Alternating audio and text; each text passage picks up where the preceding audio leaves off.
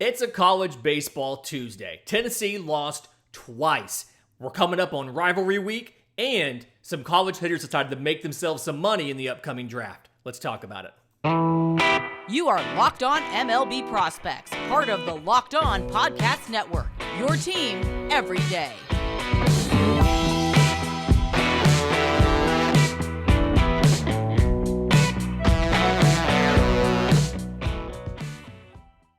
Yes, welcome on in to Locked On MLB Prospects, your home for all things minor league baseball. I'm your host, Lindsey Crosby, baseball writer for Sports Illustrated. Thank you for making this your first listen every single day. And what a wild week of college baseball we just had. We got to start off with the number one team in the country, Tennessee. So Tennessee had a midweek last Tuesday against Tennessee Tech where they decided, since the game was scheduled to be in the AA Tennessee Smokies Stadium, that they would just go ahead and use wooden bats.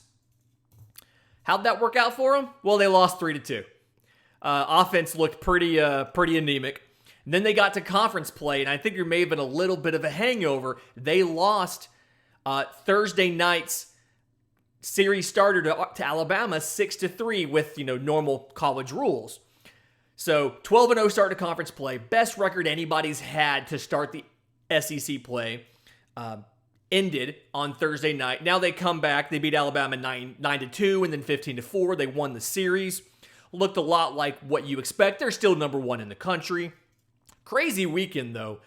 Coach Tony Vitello got ejected, got suspended. The pitching coach, Frank Anderson, got ejected, got suspended. Vitello got thrown out and got mad about it and chest bumped an umpire. Kind of can't do that. 4-game suspension. He's going to miss the first two games of the upcoming series this weekend. Just wild scene. But big takeaway there is 14-1 start. The start SEC play at the halfway mark is pretty good. And unless, barring a catastrophic collapse, which should not happen, this is still the number one offense in baseball. Barring a catastrophic collapse, they'll be hosting a regional and in line to host a super regional as well, and probably going to Omaha. Outside of that, Virginia Tech took 2-3 against Miami. So this is really interesting now. So Virginia Tech, second in home runs behind Tennessee. They average like 9.4 runs a game. Just ridiculous offense. Here's how ridiculous this is.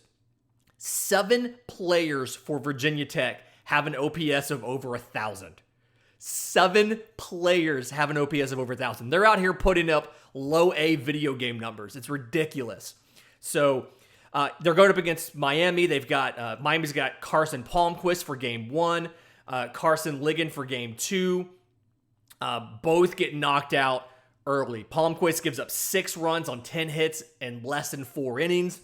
Ligon gives up 9 runs, 8 earned on 9 hits. He gets knocked out in the 4th as well. And so Miami won the finale 8-5, but still, Virginia Tech is something there. Like I said, 76 home runs, just absolutely great weekend. They're wearing out opposing pitching, and their pitchers have started to show that they have what it takes to make a deep run as well. They had a freshman in game 2, 8 innings, 2 runs, 1 earned run against Miami. That game 1 was 3 runs in 6 innings from Griffin Green. And so looking for a little bit of more depth, they've lost 3 straight series finales, looking for that third guy. But still, looking to be a formidable opponent in the ACC tournament and in postseason play. And then when it comes to the ACC, Miami is still 3.5 games up in the ACC because they've had a pretty good slate so far. Just the way that everything kind of lined up. So RPI actually got better. That's something where because of some of the non-conference games they've had and some of the out-of-conference stuff, they went up. So 3.5 games ahead of Louisville, 3.5 games ahead of North Carolina State. I mean, they went to a difficult place. They lost a series against a difficult team. It happens. They've got 4 series to go. And so the questions now for them is same thing. 2 guys get knocked out early. The third starter, Alejandro Rosario, doesn't really work super deep in the game. So you've got 3 guys that go kind of shallow, which means their bullpen's having to do a lot. And part of that is Carson Palmquist is a converted closer. we talked about this preseason. Let the man close. Let him throw 2 or 3 times in a weekend versus starting. You get him for 5 innings and he's done. 4 innings and he's done. So Miami's got Pitt coming up. Pitt has won 4 straight series, but Miami is at home. Chance for them to get right. They're 19-4 at home. Keep the momentum going to have the number 1 seed for the ACC tournament. Another big shakeup that we saw. So we saw TCU and Texas Tech. You remember Texas Tech early in the year, ranked team, number 1 player in Josh Young. So TCU goes in, and TCU's been struggling coming in. So they lost 7 of their last 10, had lost their last 2 series, West Virginia and Texas, and they're trying to keep pace in the Big 12. Well, sweep the series. They sweep Texas Tech. It's their first time they've swept Texas Tech since they joined the Big 12, so like 10 years ago. So now TCU is half a game out of first place in the Big 12. And the wild thing to me here, so we talk about this Texas Tech offense, how good these hitters are. The 3 starting pitchers for TCU combined to throw 17 2/3 innings, 5 runs, 2 earned runs in 17 2/3 innings. So, not out of the woods yet. They are at number 2 Oklahoma State. So, hey, no pressure, but go to the number 2 team's house. But if they can win this series, they can take over first place in the Big 12. And, for a team that just lost back-to-back series, they are absolutely still in the conference race. It's something where there's so much parity in a lot of these major conferences. And part of me has to wonder how much of this is affected by guys going or not going after the lost 2020 season and guys using extra eligibility that they may or may not have had. So, very interesting. And then looking at the Pac-12, Stanford won the series against UCLA, scored 24 runs against UCLA, which is the big thing because UCLA's pitching staff, they were second in the nation in team ERA. So really big here. Stanford wasn't really expected to have, Stanford hadn't really shown the powerful offense we thought they were going to have until this. They only had like 6 runs per game going into the weekend. It was like 7th in the conference. And so they're through the toughest part of their schedule. They're 20-11 now, 11-7 in conference. They've still got Cal and Utah, but they've played all of the other good teams in the conference, the UCLAs and all of that. So now they're going to look at conference title, hosting a regional. It'll be the 5th straight time they've done that. And in just a minute, I want to preview some of the great games coming up this weekend. But first, today's episode is brought to you by our friends at BetOnline. BetOnline.net's your number 1 source for all your betting stats and your sports info. You can find the latest sports developments, league reviews, and news. You got the NBA playoffs going on. Obviously, MLB is in full swing right now. So BetOnline, again, continued source for all your sports wagering information. They've got live betting. They've got playoff stuff. They've got esports. You can bet on politics on there. I saw the Brazilian presidential election up there. So head to the website today or use your mobile device to learn more about the trends in action because BetOnline is where the game starts. So this weekend, a couple interesting matchups. First one, let's talk about one of the ranked matchups this weekend. So TCU, Oklahoma State. Mentioned it earlier. Again, Oklahoma State, half-game advantage over TCU in the Big 12 standings. Both of them coming off big weekends. I mentioned TCU swept Texas Tech. Oklahoma State won a series at West Virginia, which is not necessarily the easiest thing to do. They won 2 of 3 in Morgantown. So this is TCU's biggest remaining challenge of the season in conference play is this series. If TCU can win this, they are in the driver's seat in the Big 12 and, like Stanford in the Pac-12, have passed the hard part of the schedule. And they have easy teams they can beat up on after this. So TCU absolutely has a chance to take the lead in the conference. Oklahoma State absolutely can solidify themselves at the top if they can take the series. Big thing here, rivalry weekend. So there's a bunch of big series coming up. You've got your Ohio State at Michigan. You've got your Navy at your Army. A lot of the big stuff like that. You don't have every single rivalry. Georgia Tech and Georgia already played. Auburn and Alabama have not played yet. But couple interesting ones I do want to point out because they're either different than usual or they're more impactful than usual. So the first one, Mississippi State at Ole Miss. So Mississippi State is 21-16 overall, 6-9 in the conference, fresh off of a series win at home against Auburn. They went 2-1 against Auburn, won game one, walked them off. It was a walk, bases loaded walk in the ninth. Killed a rally in game two. After they got to a big lead, Auburn tried to come back and win it, and then dropped game three behind. Auburn had 8 innings of 2-run ball from starter Joseph Gonzalez, a guy we're going to be talking about more as we get closer to the draft. But Ole Miss, meanwhile, 21-14, 5-10 in the SEC. So what's weird here, unlike usual, is this is the last place game in the SEC, and whoever loses this series is probably going to finish last in the SEC West. So it's the same intensity that these teams always have, but I feel like there's a little bit more stakes there because neither team wants to be known as the worst team in the West. So going to be really interesting to see what happens there. And then Arizona State at Arizona. So Arizona State's 18-19, 8-7 in the conference. Arizona's 24-12, so 11-7. But Arizona has lost the last 2 series. I think it was at Washington State and then Utah. And they're no longer in first place in the Pac-12. That's Stanford. And so, Arizona needs to get back on track. And, we're going to do that by having our biggest rival in our house for 3 games. So it's one of those things we always kind of talk about that in rivalry games. You kind of have to throw the records out the window. Those teams will play a lot closer to each other than usual because of the intensity of a rivalry game. And then the third thing I want to do is it is now blind resume time for Omaha. So I'm going to give you 2 teams. I'm going to try to put the graphic up on the screen and give you 2 teams and let you guess which team is which and why you want to watch this matchup. So team 1, 27-9 record, 6-0 in the conference, RPI of 24, strength of schedule of 62. Okay. Team 2, 31-5 in the record, 6-0 in the conference as well, RPI of 25, strength of schedule of 155. And this graphic and these stats are courtesy of College Baseball Nation on Twitter. But if you think these are 2 really good teams and you want to watch this, well, you are in luck because Wofford is hosting Mercer this weekend.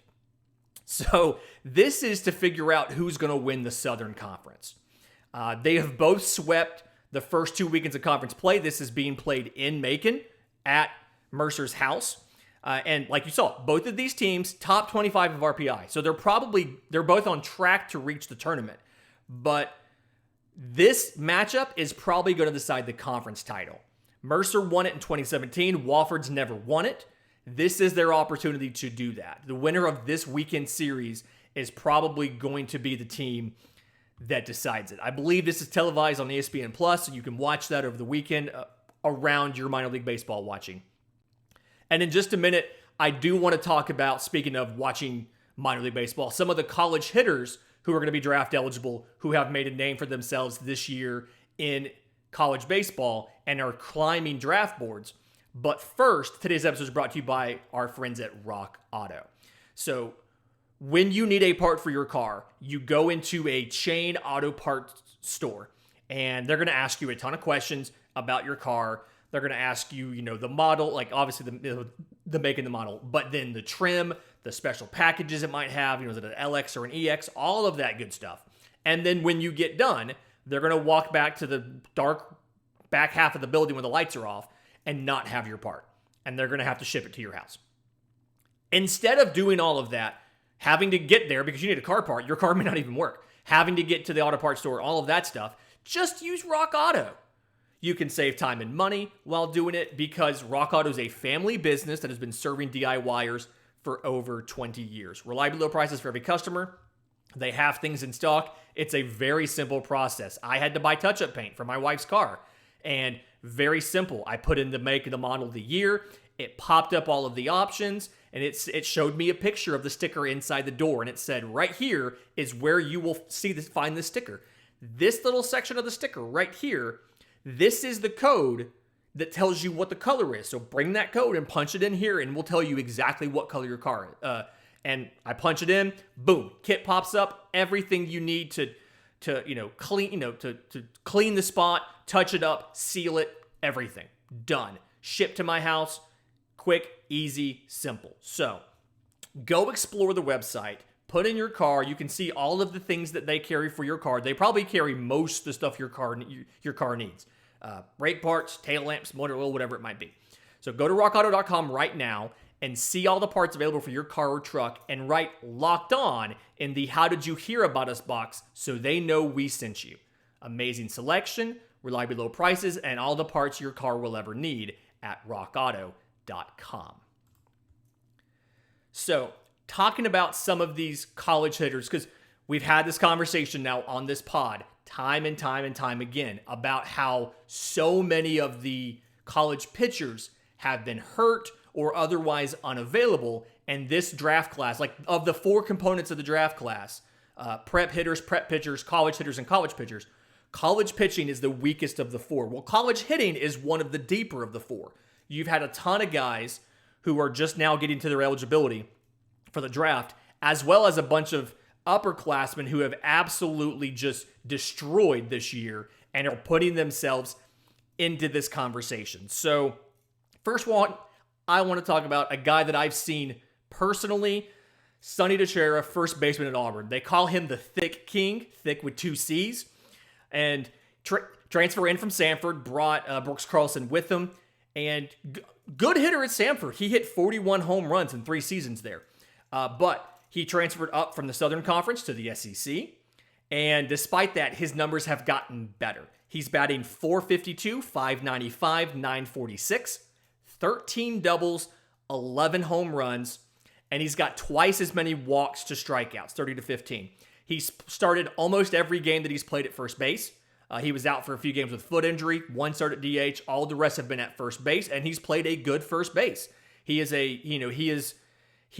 guy who can play the field. He can hit for power. He can hit for average. He can get on base, obviously. A guy that can do a lot and is going to hear his name called in in July. So absolutely a guy who can make a lot of noise at the next level. Going along with that, Jake Gelliff, the third baseman from Virginia. I mean, he hit like last year, 252, 336, 468, 4 home runs. All of them were in the postseason. This year, whole nother level. 398, 503, 894, 10 doubles, 14 home runs, 54 RBIs. You remember his brother was a second-round pick last year, and Jake's numbers are better than his brother's were, any numbers his brother had. So, really big there. Dominic Johnson out of Kansas State, the outfielder. So, started at Oklahoma State last year, 2 for 13 his freshman year. Transferred to Kansas State, 392, 455, 600, 15 doubles, 7 of 9 in stolen bases. Trey Lipscomb. Trey Lipscomb's the story here, and part of the reason Tennessee's had such a great year. So Trey Lipscomb, first 3 seasons at Tennessee, just under 70 at-bats, okay? This season, as a full-time starter playing every day, 373, 446, 831 slugging, 13 home runs, 51 RBIs. Just absolutely crushes balls as a corner infielder. Plays a pretty decent third base, too. So one of those guys where something just had to click, and it finally clicked. And once it did, he's a monster. Absolutely eligible to be drafted.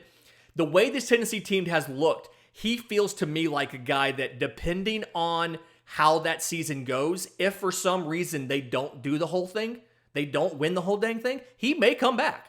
He may come back and play again. But just absolutely has shot up draft boards this year. Ben Metzinger, the third baseman for Louisville. So first 3 years, he started in 2020 for 11 games. Good year, 349. Obviously, season got canceled. Wasn't a starter last year. 2022, back to starting again. 344, 478, 720 slash line. 13 home runs, 41 RBIs, more walks than strikeouts, 31 to 24. Stolen bases, 8 for 8. Hadn't been caught stealing once. So a third baseman who steals bases. Not a thing you hear a ton. Excited to hear about it. A guy who we were asking about where all of Louisville's offense was going to come. He's a guy who was bringing in offense for Louisville.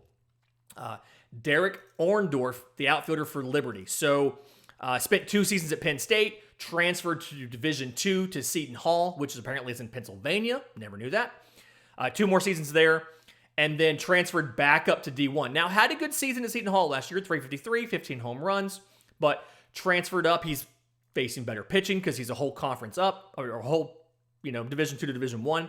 Still, 355, 528, 785, 12 home runs, and for a while there, right after Tommy Tanks and right before Brad Malm, friend of the show, Derrick Orndorff was actually leading the country in homers for a little stretch there in March. So a bunch of college hitters who are draft eligible, who are going to hear their name called sooner rather than later, that have built their position up this year. Stay tuned this week. We've got a great week of shows coming up. Really excited for Wednesday's show. We are talking with Sully from Locked On MLB, talking just a wide-ranging conversation. Very excited to bring that to you. But until then, this has been Locked On MLB Prospects.